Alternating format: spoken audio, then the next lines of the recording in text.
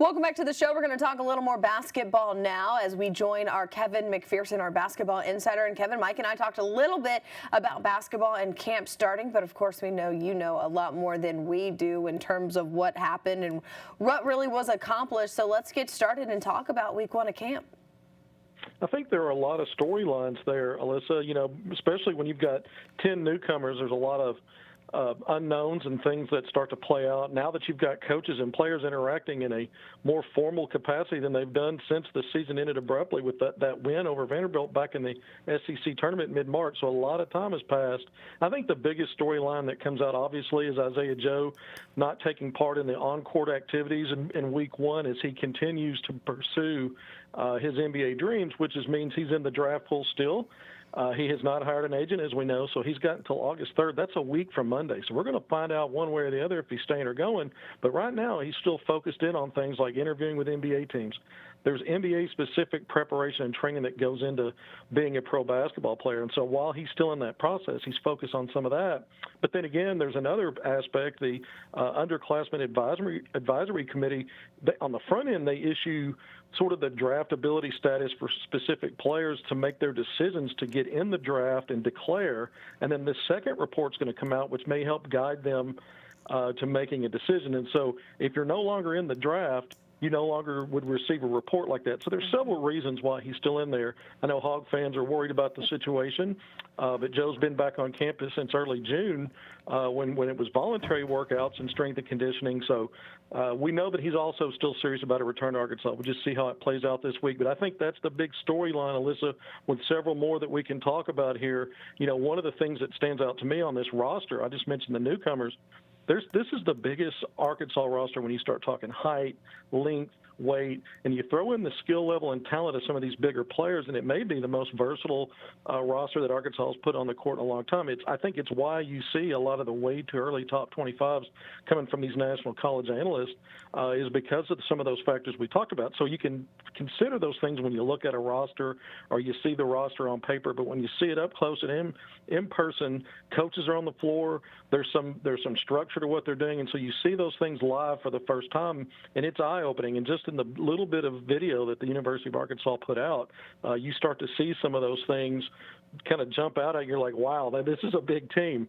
A guy like, we can just go down the list. We know Connor Vanover is going to be the tallest Razorback once he steps on the floor in official capacity, 7'3", but he plays away from the basket. I call him a unicorn or a unique college player because of his skill level at that size. Vance Jackson, 6'9", pushing 240. I mean, this is a big guy with really kind of some wing skill. He can shoot the three. He can put the ball on the deck and beat guys into the paint and create shots in the mid-range, and he can finish at the rim. Arkansas really hasn't a player like that at his size. Justin Smith, 6'7", another guy that can play on the wing but can defend, point guards and off guards, a 48-inch vertical leap. So here's a guy that's got a leaping ability to not only defend outside but can protect at the rim. So there's a lot of versatility in that size that's come on board. And the other things that I think really stand out when you start looking at it are some of the reports like Moses Moody, the freshman from Little Rock. Much has been said about him. One of a really top 5 national class when you look at ESPN's team rankings, and he's the headliner. His shooting ability and his touch has been really the talk of camp and even before camp so far. KK Robinson, Jalen Williams, Devontae Davis, 3 more in that round out that freshman class that have all come in looking the part. I mean, they've taken care of their bodies. They're strong. We talked some about the senior grad transfers, but guys that sat out, we mentioned Connor Vanover, but J.D. Note, the 6'1" combo guard, Desi Seals, another 6'1" combo guard. I think both of those guys as juniors are going to be big keys to where Arkansas goes. And we come back and circle back to Isaiah Joe. His decision, if he comes back to Arkansas, to me, this looks like a team capable of a top 15 ranking somewhere down the line, potentially a second weekend, which means a Sweet 16 NCAA tournament. Arkansas hasn't done that. It's been 25 years if they do it this year. But whether Joe stays or goes, even if he leaves, I think the makings are there for a team that can make it to the NCAA tournament. Kevin, for me, we've talked so much about this incoming freshman four and how good they're going to be, the additions and grad transfers that Arkansas has, and then guys like Connor Vanover who are now able to play. for the first time this past week, all of those guys on the same floor together in a practice environment out there with their new assistant coach, of course, David Patrick. So that's got to be exciting because we've talked so much about, what's this going to look like? How are guys going to gel? And really, we got a week of it last week. Yeah, and right now it's not full contact competition, so there's not any live head-to-head stuff. That's missing throughout college sports right now. But what they have been able to do is work together in certain drills where you can start to see some of the flow, some of the chemistry, some of the skill set, and some of that size, man, and some of that size and athleticism and length interacting. Again, David Patrick, here's a guy, associate head coach, just came on early July. He hits the ground running. They had a mic'd up segment with him, and you can just hear the Division I head coaching experience coming out. And we know Arkansas's second-year assistant coach Corey Williams was a head coach at Stetson before coming to Arkansas. So Arkansas's got a lot of pieces, not only on the court in terms of players, but their coaching staff. Well documented.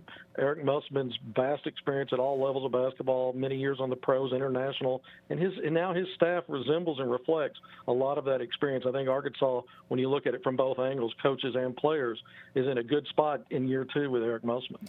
Kevin, before we let you go, I have one more question regarding Isaiah Joe. You've done a lot of tweeting in terms of Isaiah Joe and his meetings, cycling back to some NBA teams who want to meet with him for the second time. If you're Isaiah Joe, you've got a week left to make this decision. In your mind, what's the best option for him?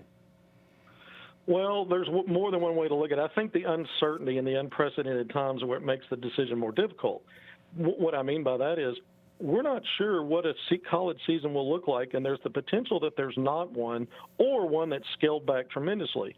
One of the reasons to come back to school would be to better prepare for the NBA if by this process of going through the NBA draft process, you determine that now's not the best time. Your thinking on that might change if you're worried you don't even have a season to build on the college level.